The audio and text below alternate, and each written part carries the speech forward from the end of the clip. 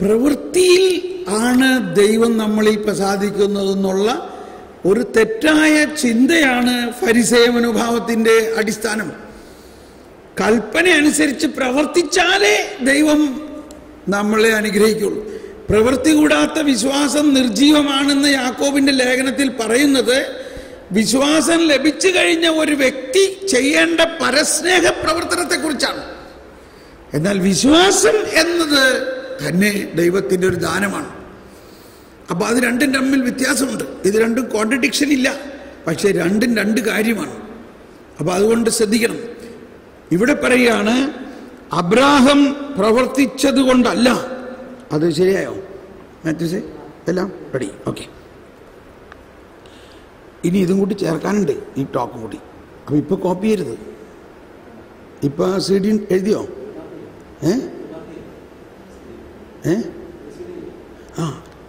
അവിടെ പെൻഡിങ് വെക്കത്. ഈ ടോക്ക് കഴിഞ്ഞിട്ട് ഈ ഡാറ്റ അതിൽ കോപ്പി ചെയ്തിട്ട് അത് ഒന്നിച്ചാക്കിയിട്ട് CD ബേൺ ചെയ്താൽ മതി. ഓൾറൈറ്റ്. ഈ ധ്യാനത്തിൻ്റെ മുഴുവൻ റെക്കോർഡിങ്ങും CD-യിൽ ഓഡിയോ മാത്രം കേൾക്കാൻ മാത്രമുള്ളത് MP3-യിൽ ഒരു CD-യിൽ നിങ്ങൾക്ക് എല്ലാവർക്കും തരുന്നതായിരിക്കും. ഊണ് കഴിയുമ്പോഴേക്കേ റെഡി ആവുള്ളൂ. ഇപ്പോൾ ഈ ടോക്ക് കൂടി എല്ലാ ടോക്കും കഴിഞ്ഞിട്ട് ഇതുവരെയുള്ള എല്ലാ ഡാറ്റ പ്രോസസ്സ് ചെയ്തു. ഇത് കഴിഞ്ഞിട്ടുള്ളത് ബാക്കിയും കൂടി ചേർത്തിട്ട്, പക്ഷേ ഇതുകൂടാണ്ട് വേറെ 2 CD നിങ്ങൾക്ക് തരും. ഒന്ന് ഈ മദറും മറ്റുള്ള സിസ്റ്റേഴ്സും എല്ലാം കൂടി ആലുവായിൽ വെച്ച് നടത്തിയ 9 ദിവസത്തെ ഇൻറ്റിമസി റിട്രീറ്റ്. അപ്പം ഇതിനകത്ത് പറയാത്ത ഒരുപാട് കാര്യങ്ങൾ അതിൽ പറഞ്ഞിട്ടുണ്ട്. അപ്പം അതും നിങ്ങൾക്ക് തരുന്നു. അതുകൂടാണ്ട് ഇവിടെ പാടിയ സങ്കീർത്തനങ്ങളും വേറെ കുറച്ച് സങ്കീർത്തനങ്ങളും അടങ്ങുന്ന ഒരു CD-യും തരുന്നു. അങ്ങനെ 3 CD തരുന്നു. ഈ വർഷം മുഴുവനും ഉള്ള ഓണസദ്യയാണിത് കേട്ടോ. Thank you.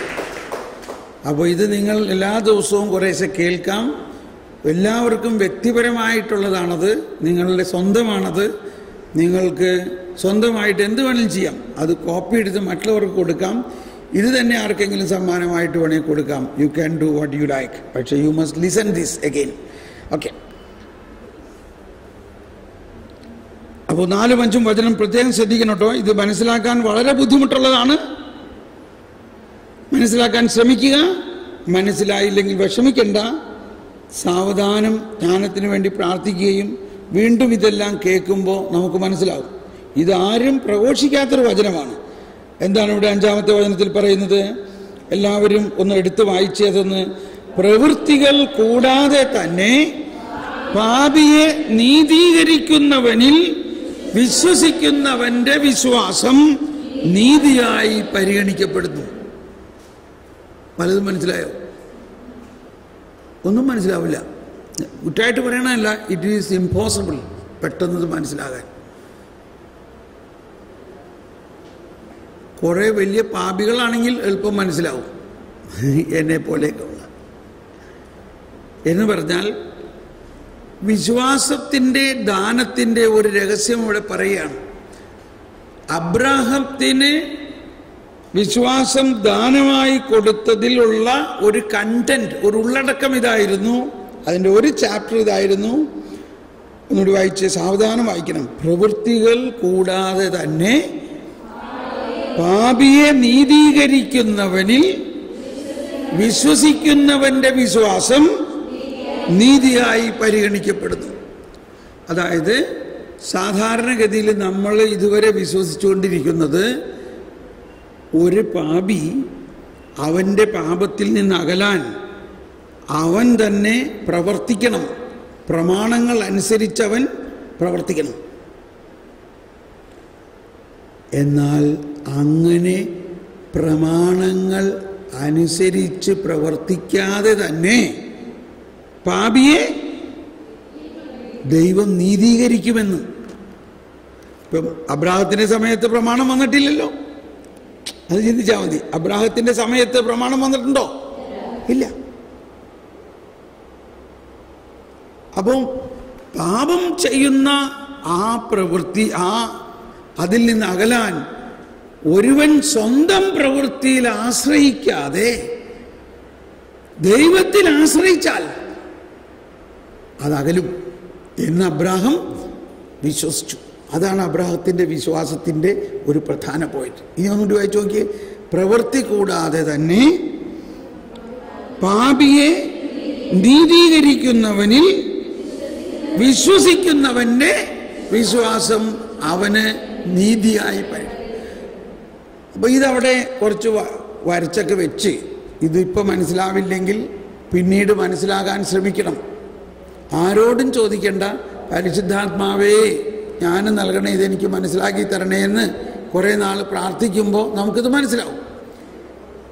എനിക്കിത് കുറേ നാൾ കഴിഞ്ഞിട്ട് മനസ്സിലായത്.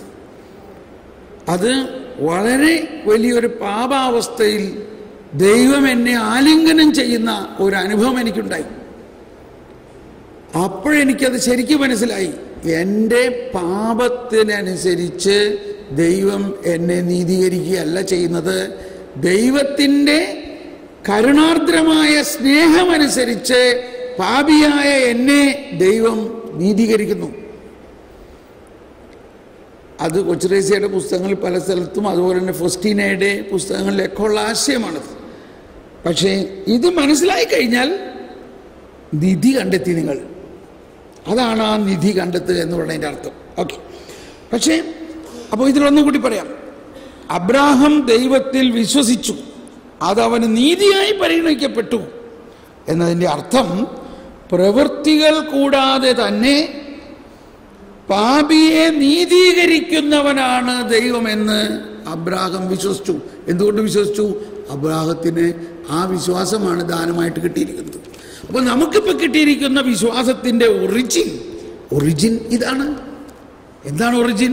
അബ്രാഹത്തിന് കൊടുത്ത വിശ്വാസം. ആ വിശ്വാസത്തിൻ്റെ ഉള്ളടക്കം ഇതാണ്. അപ്പോൾ നമുക്ക് കിട്ടിയിരിക്കുന്ന വിശ്വാസം എന്താണ്? ഇതാണ് വാസ്തവത്തിൽ നമുക്ക് കിട്ടിയിരിക്കുന്നത്. കൺഫ്യൂഷനായി അല്ലേ? സാരമില്ല, സാവധാനം മനസ്സിലാവും. അപ്പോൾ വിശ്വാസത്തിൻ്റെ ഉള്ളടക്കത്തിൻ്റെ ഒരു പ്രധാന കാര്യം ഇത്രയും സമയം ഞാൻ പറയാൻ പേടിച്ച് വന്നത് ഇപ്പോൾ പറഞ്ഞു. സാധാരണഗതിയിൽ 9 ദിവസത്തെ ധ്യാനത്തിൻ്റെ അവസാന ദിവസം ഇത് പറയുമ്പോൾ മനസ്സിലാകാറുണ്ട്. അപ്പോൾ അതുകൊണ്ട് നിങ്ങൾ ശ്രമിച്ച് നോക്കൂ മനസ്സിലാക്കാൻ. മനസ്സിലായില്ലെന്ന് വിചാരിച്ച് വിഷമിക്കേണ്ട. തക്ക സമയത്ത് കർത്താവ് നമുക്ക് മനസ്സിലാക്കി തരും. അപ്പോൾ ഇത് ഒരു ഉള്ളടക്കമാണ്, കണ്ടന്റ് ഓഫ് ഫെയ്ത്ത്. ഇനി മറ്റൊരു കാര്യമാണ്, അങ്ങനെ കുഞ്ഞുണ്ടായി. അപ്പോൾ കുഞ്ഞുണ്ടാകുമെന്ന് വിശ്വസിച്ചത് പോലെ കുഞ്ഞുണ്ടായി. ഇനി ആ കുഞ്ഞിനെ ബലിയർപ്പിക്കാൻ പറയുകയാണ്. അപ്പോൾ അബ്രാഹാം, ഇത് വളരെ നിർണായകമായിട്ടുള്ള ഒരു കണ്ടന്റ് ഓഫ് ദ ഫെയ്ത്ത് ആണ്. വിശ്വാസത്തിൻ്റെ ഉള്ളടക്കത്തിനെ ശക്തമായ ഒരു പരീക്ഷണം നടത്തിക്കൊണ്ട് അതിനെ നമുക്കിപ്പോൾ മനസ്സിലാക്കാം. അബ്രാഹത്തോട് കർത്താവ് പറഞ്ഞു, നീ സ്നേഹിക്കുന്ന നിന്റെ ഇസഹാക്കിനെ എനിക്കായി ദഹനബലി അർപ്പിക്കുക. ഓക്കെ. അബ്രാഹാം ഒട്ടും സംശയിക്കാതെ ഉടനെ കഴുതയ്ക്ക് ജീനിയിട്ട് ഇസഹാക്കിനെയും അവനെ അറക്കാനുള്ള കത്തിയും അവനെ ദഹിപ്പിക്കാനുള്ള അഗ്നിയും അവനെ കിടത്താനുള്ള വിറകുമായിട്ട് പുറപ്പെട്ടു. എന്തുകൊണ്ടാണ് അത്ര ഉടനെ പുറപ്പെട്ടത്? അബ്രാഹത്തിൻ്റെ ഉള്ളിൽ 2 ആശയമാണിപ്പോൾ. 3 ദിവസത്തെ നടപ്പാണ് മോറിയാമലയുടെ ചുവട്ടിലേക്ക്. ഈ മോറിയാമലയിലാണ് പിന്നീട് ജെറുസലേം ദേവാലയം പണിതതും. ദാവീദിനോട് ജെറുസലേം ദേവാലയം പണിതാൻ പറഞ്ഞത് ഈ മോറിയാമലയുടെ മുകളിലാണ്. അവസാനം സോളമനാണ് പണി തീർത്തത്. അവസാനം ആ ദേവാലയം പൊളിച്ചു, വീണ്ടും പണിതു. ആ വീണ്ടും പണിത ദേവാലയത്തിലാണ് ഈശോ വന്നതെല്ലാം. അത് വീണ്ടും പൊളിച്ചു. അവിടെ ഇപ്പോഴത്തെ സ്ഥിതി എന്താണ്? ഒരു മോസ്കാണ് അവിടെ ഉള്ളത്. അപ്പോൾ മോസ്ക് പണിത മുസ്ലിങ്ങൾ ആർക്കും അവകാശപ്പെടാണ്ടത് അവരെ കിടന്നപ്പോൾ ഇവരങ്ങ് കൈകേറി പണിതുള്ളൂ. അവർ പറഞ്ഞു, ഞങ്ങളുടെ പിതാവായ അബ്രാഹാം ബലിയർപ്പിച്ച സ്ഥലമാണിത്, അതുകൊണ്ട് ഇത് ഞങ്ങൾക്കും അവകാശമുണ്ട്. മനസ്സിലായോ? ആ പോയിന്റിൽ അവരുടെ പിതാവായ അബ്രാഹാം തന്നെയല്ലേ അത്.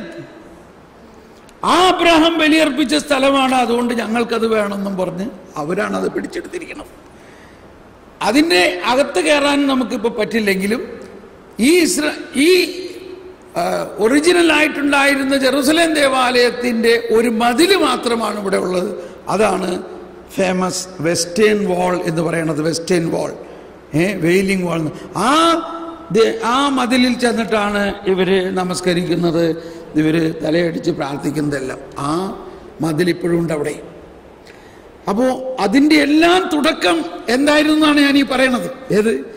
ആ മതിലിനെ ഇന്നും പോയിട്ട് അവരെ ആ മതിലിനെ മുമ്പിലിരുന്ന് പ്രാർത്ഥിക്കുന്നതും, അതിൻ്റെ തൊട്ടിപ്പുറത്ത് മുസ്ലിങ്ങൾ അവരുടെ ദേവാലയം പണിതിരിക്കുന്നതും, അതിനു മുമ്പ് 2 പ്രാവശ്യം ജെറുസലേം ദേവാലയം പണിതതും, എല്ലാത്തിൻ്റെയും തുടക്കം ഇവിടെ പിതാവായ അബ്രാഹാം അർപ്പിച്ച ഈ ബലിയാണ്. ഈ മോറിയ പർവ്വതത്തിലേക്ക് കയറുന്ന സമയത്ത് വളരെ പ്രധാന ഒരു കാര്യം പറയാൻ പോവുക. അവിടെ ചെന്നപ്പോൾ അബ്രാഹാം തല ഉയർത്തി നോക്കിയപ്പോൾ പർവ്വതം വലിയ പർവ്വതമൊന്നുമല്ല, എന്നാലും ഒരു ചെറിയ മല. അബ്രാഹാം സേവകരോട് പറഞ്ഞു, നിങ്ങൾ കഴുതയുമായിട്ട് ഇവിടെ തന്നെ നിൽക്കുവിൻ, ഞാനും മകനും മുകളിൽ പോയി ബലിയർപ്പിച്ച് തിരിച്ചു വരാം. എന്തുദ്ദേശത്തിലാണ് അത് പറഞ്ഞത്? ഞാനും മകനും ബലിയർപ്പിച്ച് മുകളിൽ പോയി തിരിച്ചു വരും എന്ന് പറഞ്ഞപ്പോൾ ആരൊക്കെ തിരിച്ചു വരും എന്നാണ് അതിൻ്റെ അർത്ഥം? ആരൊക്കെ തിരിച്ചു വരും? മോനും തിരിച്ചു വരും എന്നല്ല അതിൻ്റെ അർത്ഥം. ഇവിടെയാണ് വിശ്വാസത്തിൻ്റെ ഉള്ളടക്കത്തിൻ്റെ ഏറ്റവും പ്രധാനമായ രഹസ്യം. അബ്രാഹാം എന്ത് വിശ്വസിച്ചിട്ടാണ് പറയുന്നത്? എന്തുകൊണ്ടാണ് അബ്രാഹാം പറയുന്നത്? അബ്രാഹത്തിനോട് കർത്താവ് അരുളി ചെയ്തിട്ടുള്ള വാഗ്ദാനം അബ്രാഹത്തിനറിയാം. ദൈവം വാഗ്ദാനത്തിൽ വിശ്വസ്തനാണെന്നുള്ളത് ദൈവം തന്നെ നൽകിയിട്ടുള്ള വിശ്വാസത്തിന്റെ ഉള്ളടക്കമാണ്. വാഗ്ദാനം നിറവേറ്റാതിരിക്കില്ല. ആ വാഗ്ദാനം നിറവേറ്റാൻ വേണ്ടി അവിടെ നിൽക്കട്ടെ, ദൈവം എന്ത് ചെയ്യും എന്ന് അബ്രാഹാം വിശ്വസിച്ചു. ആ വിശ്വാസത്തോടെയാണ് പറയുന്നത്, നിങ്ങൾ കഴുതയുമായിട്ട് ഇവിടെ നിൽക്കുവിൻ, ഞാനും മകനും മുകളിൽ പോയി ബലിയർപ്പിച്ച് തിരിച്ചു വരാം. ഈ ബോധ്യത്തോടുകൂടി, ആവേശത്തോടുകൂടി അബ്രാഹാം ഇതാ മകനുമായിട്ട് മോറിയ മലയുടെ മുകളിലേക്ക് പോവുകയാണ്. അവനെ ദഹിപ്പിക്കാനുള്ള വിറക് അവന്റെ ചുമലിൽ. അവൻ ആ വിറക് അഥവാ മരവുമായിട്ട് മലമുകളിലേക്ക് നടക്കുന്നത് പ്രതീകാത്മകമായി ദൈവത്തിൻ്റെ ഏകപുത്രൻ കുരിശുമായിട്ട് മലമുകളിലേക്ക് പോകുന്നതിൻ്റെ തന്നെ ഒരു മുൻ ചിത്രമാണ്.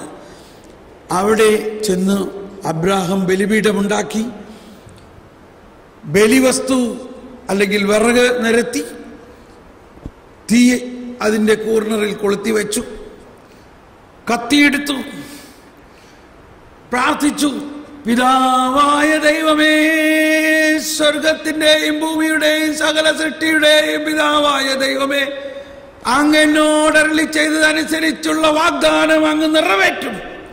അങ്ങ് എന്നോട് അരുളി ചെയ്ത ആകാശത്തിലെ നക്ഷത്രങ്ങൾ പോലെയും കടൽ തീരത്തെ മണൽത്തരിയർ പോലെയും സന്താനങ്ങളെ എൻ്റെ ഈ മകനിൽ നിന്നുണ്ടാക്കും എന്നത് അങ്ങ് നൽകിയ വാഗ്ദാനം അങ്ങ് നിറവേറ്റും എന്ന് ഞാൻ വിശ്വസിച്ചുകൊണ്ട് ഇതാ എൻ്റെ മകനെ ഞാൻ ബലിയർപ്പിക്കാൻ പോകുകയാണ്. ഇനി ഇതാ പറയാൻ പോകുന്നത്, എന്നാൽ ഞാൻ വിശ്വസിക്കുന്നു, ഞാൻ എൻ്റെ മകനെ അറുത്തൊരു ദഹന ബലി അർപ്പിച്ചാലും അവനെ മരിച്ചവരിൽ നിന്നും ഉയർപ്പിക്കാൻ കഴിവുള്ളവനാണ് അങ്ങ് എന്ന് ഞാൻ വിശ്വസിക്കുന്നു. Praise the Lord. എന്റെ മേലൊക്കെ കോരിത്തിരിക്കുകയാണ്. സ്നേഹമുള്ളവരെ, ഇതായിരുന്നു കർത്താവിൻ്റെ ആഗ്രഹം. ഈ വിശ്വാസം അവൻ പ്രസരിപ്പിക്കണം.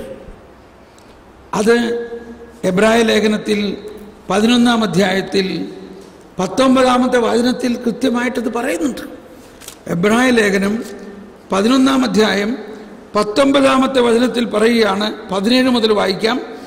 വിശ്വാസം മൂലമാണ് പരീക്ഷിക്കപ്പെട്ടപ്പോൾ അബ്രാഹാം ഇസഹാക്കിനെ സമർപ്പിച്ചത്. ഇസഹാക്കിലൂടെ നിന്റെ സന്തതി വിളിക്കപ്പെടും, തന്റെ സന്തതി വിളിക്കപ്പെടും എന്ന വാഗ്ദാനം സ്വീകരിച്ച് ഇരുന്നിട്ടും വായിച്ചോ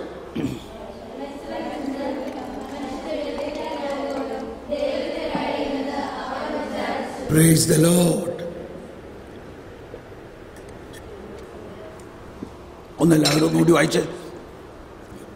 ഇസഹാക്കിലൂടെ നിന്റെ സന്തതി വിളിക്കപ്പെടുമെന്ന വാഗ്ദാനം സ്വീകരിച്ചിരുന്നിട്ടും അവൻ തന്റെ ഏകപുത്രനെ ബലിയർപ്പിക്കാൻ ഒരുങ്ങി. മരിച്ചവരിൽ നിന്ന് മനുഷ്യരെ ഉയർപ്പിക്കാൻ പോലും ദൈവത്തിന് കഴിയുമെന്ന് അവൻ വിചാരിച്ചു. അതാണ് വിശ്വാസത്തിൻ്റെ ഏറ്റവും ശക്തമായ ഉള്ളടക്കം. അബ്രാഹാം ഇത് വിശ്വസിച്ചത് എന്തുകൊണ്ടാ? അബ്രാഹത്തിന് നൽകിയ വിശ്വാസത്തിൽ ഈ ദാനം ഉണ്ടായിരുന്നു. അബ്രാഹത്തിന് ദാനമായി നൽകിയ വിശ്വാസത്തിന്റെ ഉള്ളടക്കത്തിന്റെ ഒരു പ്രധാന ഘടകം ഇതായിരുന്നു: മരിച്ചവരിൽ നിന്ന് പോലും ദൈവത്തിന് മനുഷ്യരെ ഉയർപ്പിക്കാൻ പറ്റും. ഇതാണ് അബ്രാഹാം ആ സമയത്ത് വിശ്വസിച്ചുകൊണ്ട് പോയത്. ഈ മലമുകളിലേക്ക് പോകുമ്പോൾ എൻ്റെ ദൈവം എൻ്റെ മകനെ ഇന്ന് ഉയർപ്പിക്കും, എന്നോടവനെ കൊല്ലാൻ പറയുന്നു, ഞാൻ കൊല്ലും, എന്നാൽ അവൻ ഉയർക്കും. കാരണം ഈ ദൈവം തന്നെയാണ് എന്നോട് അരുളി ചെയ്തിരിക്കുന്നത്, നിന്റെ സന്തതിയിലൂടെ, നിന്റെ ഇസഹാക്കിലൂടെ സന്തതികൾ ഉണ്ടാകും. അല്ലെങ്കിൽ സന്തതി എന്ന് പറയുന്നത് കർത്താവ് ഈശോ മിശിഹായെ കുറിച്ചിട്ടാണ്. അങ്ങനെ അബ്രാഹാം ഇതാ ഈ വിശ്വാസത്തിൻ്റെ ശക്തിൻ്റെ ബോധ്യത്തോടുകൂടി പ്രാർത്ഥിക്കുകയായിരിക്കാം. ദൈവമേ, ഞാൻ വിശ്വസിക്കുന്നു, നീ വാഗ്ദാനം പൂർത്തിയാക്കാൻ വേണ്ടി എൻ്റെ മകനെ അങ്ങ് അരുളി ചെയ്ത പോലെ ഞാൻ അറുത്ത് ദഹനബലി അർപ്പിച്ചാലും അങ്ങ് അവനെ ഉയർപ്പിക്കുമെന്ന് ഞാൻ വിശ്വസിക്കുന്നു. അങ്ങ് മരിച്ചവരെ ഉയർപ്പിക്കാൻ കഴിവുള്ളവനാണെന്ന് ഞാൻ വിശ്വസിക്കുന്നു. ഇത് പറഞ്ഞിട്ട് ഇസഹാക്കിനെ കെട്ടി. ഇസഹാക്കിന്റെ കൈ കെട്ടുമ്പോ ഇസഹാക്ക് ആകെ അന്തം വിട്ട്, അപ്പ എന്താ ചെയ്യണത്?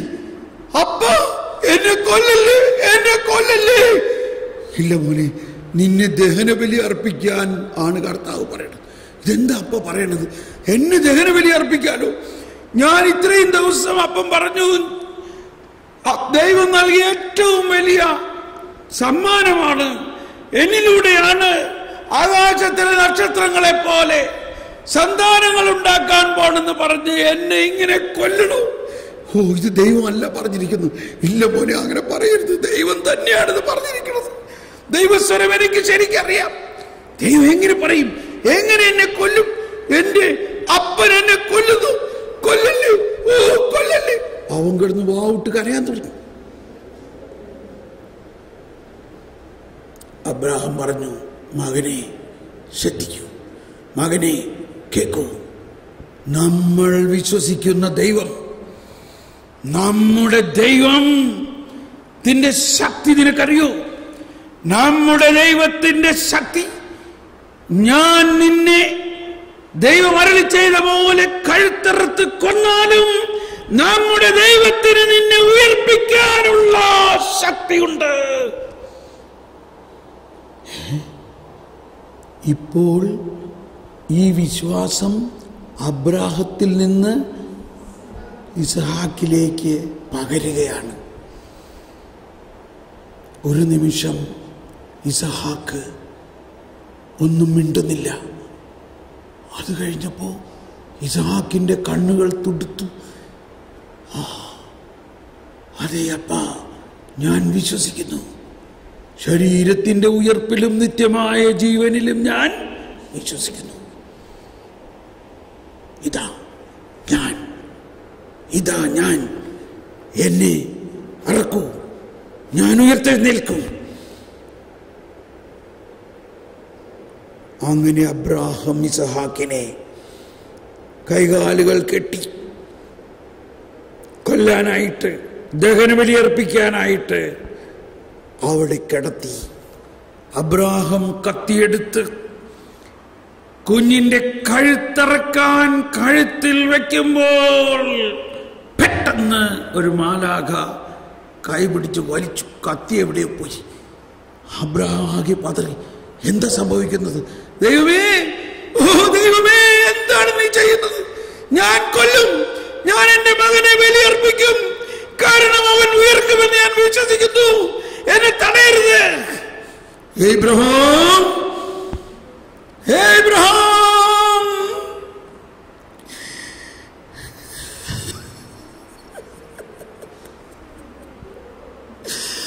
ഏബ്രഹാം, എനിക്ക് തൃപ്തിയായി. നീ നിന്റെ ഏകമകനെ പോലും എനിക്ക് നൽകാൻ മടിക്കായികയാൽ ഏബ്രഹാം, ഞാൻ നിന്നോട് ശപഥം ചെയ്യുന്നു, നിന്റെ സന്തതിയിലൂടെ ലോകം മുഴുവൻ അനുഗ്രഹിക്കപ്പെടും. ഞാൻ നിന്നോട് ശപഥം ചെയ്യുന്നു. ഐ സ്വർ. അങ്ങനെ ആ നിമിഷം അബ്രാഹാം തന്റെ പുത്രനെ ബലിയർപ്പിക്കാൻ തീരുമാനിച്ചപ്പോൾ മരിച്ചവരെ ഉയർപ്പിക്കുന്ന ദൈവത്തിലുള്ള വിശ്വാസത്തിന്റെ പ്രഖ്യാപനം നടത്തുകയും അത് പ്രസരിക്കുകയും ചെയ്തതോടൊപ്പം തന്നെ ദൈവം രക്ഷാകര പദ്ധതിക്കായിട്ട് ദൈവം തൻ്റെ മകനെ കുഞ്ഞാടായിട്ട് ബലിയർപ്പിക്കാനുള്ള പൂർണ്ണ ഒരുക്കമായി കഴിഞ്ഞു. അതാണ് അവിടെ ദൈവം അയച്ച കുഞ്ഞാട്. അങ്ങനെ ആ കുഞ്ഞാടിനെ ബലിയർപ്പിച്ചപ്പോൾ അവിടെ വെച്ച് ഈ പഴയ നിയമത്തിലും പുതിയ നിയമത്തിലെയുമുള്ള കുഞ്ഞാടിൻ്റെ ബലിയുടെ പ്രസക്തിയും ആ കുഞ്ഞാടാകുന്ന ദൈവത്തിൻ്റെ ഏകമകനായ യേശുവിനെ ദൈവം അയക്കും എന്നതിൻ്റെ പൂർണ്ണ ചിത്രം വന്നു കഴിഞ്ഞിരുന്നു. അപ്പോൾ പിന്നീട് നമുക്ക് പകർന്നിരിക്കുന്ന വിശ്വാസത്തിലുള്ള ഉള്ളടക്കത്തിൽ ഈ ബലിയും ആ ബലിയർപ്പണത്തോടനുബന്ധിച്ച് ലഭിക്കുന്ന അനുഗ്രഹങ്ങളും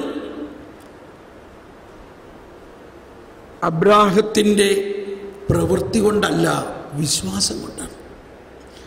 എന്ന് പറഞ്ഞാൽ ഒന്നുകൂടി പറയുകയാണെങ്കിൽ, നമ്മൾ എല്ലാ ദിവസവും മാഗ്നിഫിക്കാത്തും ബെനഡിക്റ്റൂസും പ്രാർത്ഥിക്കുന്നുണ്ടല്ലോ. അതിലെ പ്രധാന ഒരാശയം, രണ്ടിലുമുള്ളൊരു കോമൺ ഫാക്ടർ എന്താണ്? ഇത് അങ്ങ് ഞങ്ങളുടെ പിതാക്കന്മാരോട് ചെയ്ത വാഗ്ദാനം നിറവേറ്റാൻ വേണ്ടിയാണ്, ഇല്ലേ? This is to fulfil the oath and the promise you made to our father Abraham. കണ്ടോ, മാതാവിൻ്റെ മാഗ്നിഫിക്കാത്തിലും ബെനഡിക്റ്റോസിൽ സക്കറിയ എടുത്തു പറയാണ്, this is to fulfil the covenant, the promise and the swear and the oath. ദൈവം അബ്രാഹത്തിനോട് ചെയ്ത ശപഥമാണ് ദൈവത്തിന് തിരിച്ചെടുക്കാൻ പറ്റാത്തതായ ഒരനുഗ്രഹം. അപ്പോൾ നമ്മുടെ വിശ്വാസം കൊണ്ട്, നമ്മുടെ പ്രവൃത്തി കൊണ്ട്, നമ്മുടെ വിശ്വാസം കൊണ്ടാണ് ഈ ശപഥത്തിൽ ഉള്ള വിശ്വാസം, ഈ ദൈവത്തിൻ്റെ ഉടമ്പടിയിലുള്ള വിശ്വാസമാണ് ഇന്ന് നമ്മളെ അനുഗ്രഹമാക്കി മാറ്റുന്നത്. ദൈവം, ഇതാ വചനം വരുന്നു, എബ്രായർ 6-ാം അധ്യായത്തിൽ 17 മുതലുള്ള വചനം വായിക്കാം. എബ്രായർ 6-ാം അധ്യായത്തിൽ 17 മുതലുള്ള വചനത്തിൽ പറയുന്നുണ്ട് എന്തിനാണ് ദൈവം ഈ ശപഥം ചെയ്തതെന്ന്. ദൈവം തൻ്റെ തീരുമാനത്തിൻ്റെ അചഞ്ചലത കൂടുതൽ വ്യക്തമാക്കി കൊടുക്കാൻ നിശ്ചയിച്ചപ്പോൾ ഒരു ശബ്ദത്താൽ ഈ തീരുമാനം ഉറപ്പിച്ചു. കേട്ടോ, ശബ്ദം. അപ്പോ അബ്രാഹത്തിനോട് ദൈവം ചെയ്ത ശപഥം മാനവ വംശം മുഴുവനും അനുഗ്രഹം ചൊരിയുന്നൊരു ശപഥമായിരുന്നു. ഇവിടെ ശാപമാണോ അനുഗ്രഹമാണോ വരുന്നത്? അനുഗ്രഹമാണ്. തുറന്ന് വായിക്കാം. മാറ്റമില്ലാത്തതും ദൈവത്തെ സംബന്ധിച്ച് വ്യാജമാകാത്തതുമായ ഈ രണ്ട് കാര്യങ്ങളിലൂടെ നമ്മുടെ മുമ്പിൽ വെക്കപ്പെട്ടിരിക്കുന്ന പ്രത്യാശയെ മുറുക്കെ പിടിക്കുന്നതിന് യത്നിക്കുന്ന നമുക്ക് വലിയ പ്രോത്സാഹനം ലഭിക്കുന്നു. ഈ പ്രത്യാശ നമ്മുടെ ആത്മാവിൻ്റെ സുരക്ഷിതവും സുസ്ഥിരവുമായ നങ്കൂരം പോലെയാണ്. നമ്മുടെ ആത്മാവ് നങ്കൂരമടിക്കണം. നങ്കൂരമടിച്ചാൽ പിന്നെ അങ്ങോട്ടും ഇങ്ങോട്ടും കാറ്റത്തിളകുകയില്ല. നമ്മുടെ ആത്മാവ് നങ്കൂരമടിക്കണമെങ്കിൽ നമ്മൾ എന്തിൽ വിശ്വസിക്കണം? കർത്താവിൻ്റെ വാഗ്ദാനത്തിലും ആ വാഗ്ദാനത്തിൻ്റെ ഇറിവോക്കബിലിറ്റിയെ സ്ഥിരപ്പെടുത്തുന്ന ശബ്ദത്തിലും. രണ്ട് കാര്യങ്ങൾ. ഈ രണ്ട് കാര്യങ്ങളെ മുറുക്കെ പിടിക്കുന്നവർ ആത്മാവിന്. അപ്പോൾ നമുക്ക് ലഭിക്കുന്ന അനുഗ്രഹം നമ്മുടെ പാപത്തെയോ കുറവിനെയോ നോക്കിയിട്ടല്ല, അബ്രാഹത്തിനോട് ചെയ്ത വാഗ്ദാനവും ആ വാഗ്ദാനത്തിന്റെ അചഞ്ചലതയെ ഉറപ്പിച്ച ശബ്ദമനുസരിച്ചിട്ടാണ്. അതാണ് നിങ്ങൾ എല്ലാ ദിവസവും രാവിലെയും വൈകുന്നേരവും ഓർക്കുന്നത് നിങ്ങളുടെ യാമപ്രാർത്ഥനയിൽ.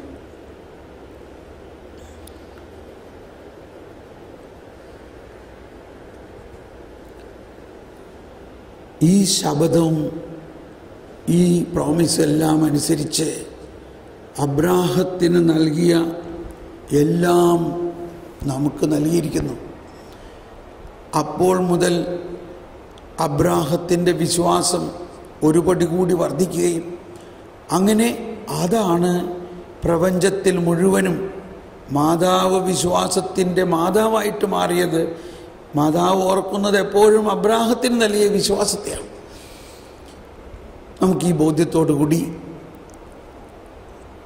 ഈ ധ്യാനത്തിലൂടെ നമുക്ക് കിട്ടിയ വിശ്വാസത്തിൻ്റെ വളർച്ച പ്രധാനമായിട്ട് വന്നെത്തിയിരിക്കുന്നത് ശരീരത്തിൻ്റെ ഉയർപ്പിലുള്ള വിശ്വാസമാണ്. ഇപ്പോൾ നമ്മുടെ മരണാനന്തര ജീവിതത്തെക്കുറിച്ചൊരു ചെറിയ സൂചന നമുക്കിങ്ങനെ മനസ്സിലാക്കണം. നമ്മളിപ്പോൾ തന്നെ കൂദാശകളിലൂടെ ഈ ശരീരത്തിൻ്റെ ഉയർപ്പിൻ്റെ അനുഭവത്തിലാണ്. അതോടൊപ്പം നമ്മൾ മനസ്സിലാക്കണം, മരണം കഴിഞ്ഞാലാണ് പൂർണ്ണമായ അനുഭവം ഉണ്ടാകുകയുള്ളൂ. അതുകൊണ്ടാണ് ശരീരത്തിൻ്റെ 8 കാര്യങ്ങളാണ് പ്രധാനമായിട്ട്. ശരീരത്തിൻ്റെ ഉയർപ്പിലുള്ള വിശ്വാസം. മരിക്കുമ്പോൾ മരണം എന്ന് പറഞ്ഞാൽ എന്താണ്? മരണം ഒരു ശാപമല്ല, ഉയർക്കണതിനാവശ്യമായ ഒരു ഘടകമാണ് മരണം. മരണസമയത്ത് തന്നെ നടക്കുന്ന തനത് വിധി, അതാണ് മൂന്നാമത്തെ കാര്യം. പർട്ടിക്കുലർ ജഡ്ജ്മെൻറ്റ്, തനത് വിധി. ഓരോരുത്തരും മരിക്കുമ്പോൾ തന്നെ യേശുക്രിസ്തുവിനോട് ഉള്ള സ്നേഹബന്ധത്തിൻ്റെ അടിസ്ഥാനത്തിൽ അപ്പോൾ തന്നെ അവൻ വിധിക്കപ്പെടുന്നു. തനത് വിധി. അതാണ് നല്ല കള്ളനോട് പറഞ്ഞു, നീ ഇപ്പോൾ എൻ്റെ കൂടെ പറുദീസയിലായിരിക്കും ഇന്ന്. തനത് വിധി. 4ാമത് സ്വർഗം, 5ാമത് ശുദ്ധീകരണ സ്ഥലം, 6ാമത് നരകം, 7ാമത് പൊതുവിധി, 8ാമത് പുതിയ ആകാശം, പുതിയ ഭൂമി. അപ്പോൾ ഉയർപ്പ് നമ്മൾ ഓരോരുത്തരും ഉയർക്കും എന്നതിൻ്റെ ആ ഉയർപ്പിൻ്റെ ചൈതന്യം ഇപ്പോൾ തന്നെ നമ്മളിൽ ഉണ്ട് എന്ന് വിശ്വസിക്കുന്നതോടൊപ്പം തന്നെ നമ്മുടെ ശരീരം ഇന്ന് മണ്ണായി പോകുന്നത് അന്ത്യദിനത്തിൽ ഉയർത്ത് നമ്മുടെ ആത്മാവിനോട് ചേരും എന്ന് നമ്മളിപ്പോൾ പൂർണ്ണമായിട്ട് വിശ്വസിക്കണം. അങ്ങനെ മർത്യമായ ശരീരത്തെ അമർത്യമാക്കുന്നതാണ് ഈ ഉയർപ്പിൻ്റെ ശക്തി. ആ അമർത്യതയെ മുൻകൂറായിട്ട് നമുക്ക് നൽകുന്നതിലൂടെയാണ് പരിശുദ്ധാത്മാവ് നമ്മളെ പുതിയ സൃഷ്ടിയാക്കുന്നത്. അതാണ് ലാസറിൻ്റെ വീട്ടിലൊക്കെ നടന്നത്. ഇനി മരണമെന്ന് പറഞ്ഞാൽ യേശുക്രിസ്തുവിനോടൊപ്പം യേശുവിൻ്റെ മരണത്തിലുള്ള പങ്കാളിത്തമാണ് മരണം. ക്രിസ്തുവിനോടൊപ്പമായിരിക്കുന്നതിനുള്ള അതിലേക്ക് നമ്മൾ സ്വീകരിക്കപ്പെടുകയാണ്. മരിക്കുന്ന സമയമെന്ന് പറഞ്ഞാൽ ഒരുവൻ ജീവിതത്തിൽ യേശുവിൻ്റെ സ്വീകരിക്കാനോ തിരസ്കരിക്കാനോ ഉള്ള അവസാന നിമിഷമാണ് മരണം. അത് കഴിഞ്ഞാൽ പിന്നെ അവനെ മാറ്റാൻ പറ്റില്ല. ഒരുവൻ യേശുവിൽ വിശ്വസിക്കാതിരിക്കുന്നവനാണെങ്കിലും അന്ത്യനിമിഷത്തിൽ ഒരു മിനിറ്റ് ഉള്ളപ്പോഴും അവന് മാറാം. അവൻ യേശുവിനെ വിളിക്കാം. യേശു അവന് സ്വർഗം കൊടുക്കും. കാരണം യേശു അവന് വേണ്ടി എല്ലാം ചെയ്ത് കഴിഞ്ഞിരിക്കുന്നു. അതാണ് മരണം. ഇതെല്ലാം കാറ്റഗിസത്തിൽ 1020 മുതൽ എഴുതിയിരിക്കുന്ന ഇതാണ്. 1020 1020 മുതൽ എഴുതിയിരിക്കുന്ന കാര്യങ്ങളാണ്. ഇനി തനത് വിധിയിൽ ഓരോരുത്തർക്കും ജീവിതത്തിൽ വിശ്വാസത്തിൽ ജീവിച്ചതും നന്മ ചെയ്തതിനും അനുസരിച്ച് അപ്പോൾ തന്നെ വിധി നമ്മളിക്കുന്നു. പക്ഷെ നമുക്കറിയില്ല. മരണത്തിൻ്റെ ഒരു നിമിഷം മുമ്പ് ഇപ്പോൾ നമുക്കറിയാം, ഫ്രൻസീനി 3 കൊലപാതകം ചെയ്ത ഫ്രൻസീനിയെ ആ കൊലക്കളത്തിൽ കൊണ്ടുപോയി കൊലമരത്തിൽ കയറ്റുന്ന ആ നിമിഷത്തിലാണ് അവൻ അങ്ങോട്ട് തിരിഞ്ഞു നോക്കുന്നത്. കാരണം കൊച്ചു ത്രേസ്യ കണ്ണുനീരൊഴുക്കി പ്രാർത്ഥിച്ചുകൊണ്ടിരിക്കുകയായിരുന്നു, ഫ്രൻസീനിയെ കരുണ കാണിക്കണേ. കൊച്ചു ത്രേസ്യ പറഞ്ഞിട്ടുണ്ട്, അതൊക്കെ വായിക്കാനിപ്പോൾ സമയമില്ല എങ്കിലും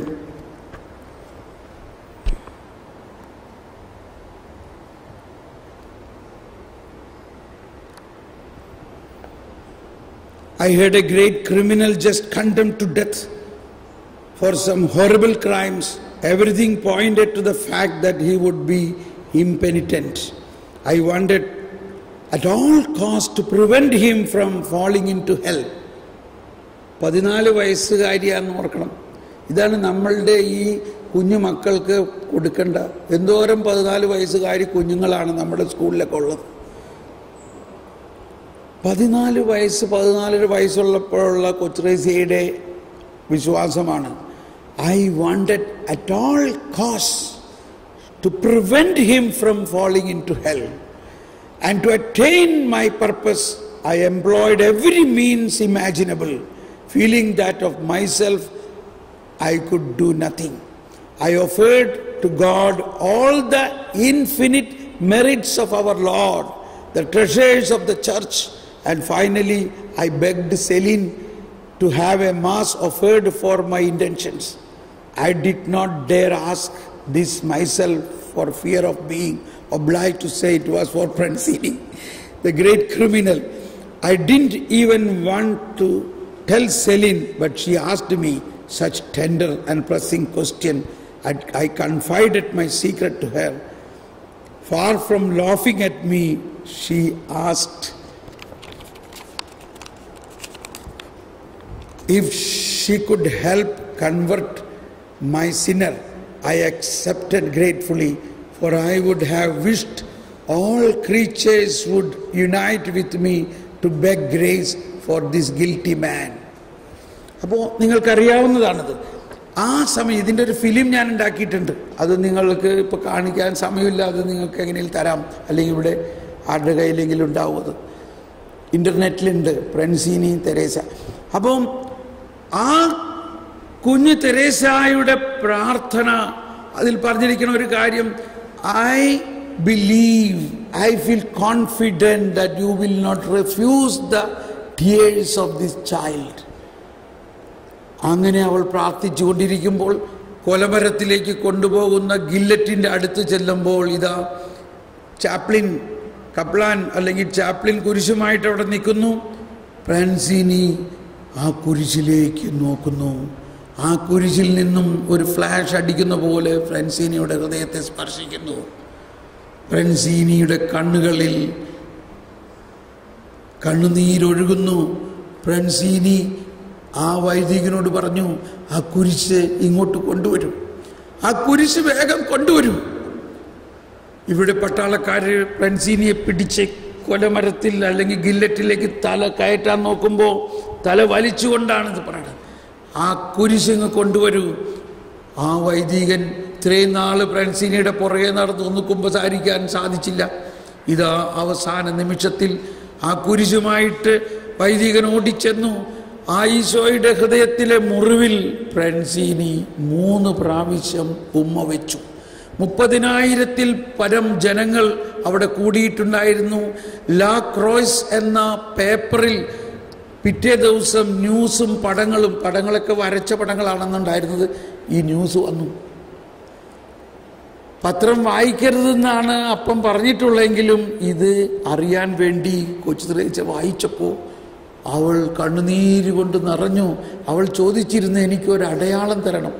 ഇത് സ്വർഗത്തിലേക്ക് ഞാൻ നൽകുന്ന എൻ്റെ ആദ്യത്തെ കുഞ്ഞാണ്, മൈ ഫസ്റ്റ് ചൈൽഡ്.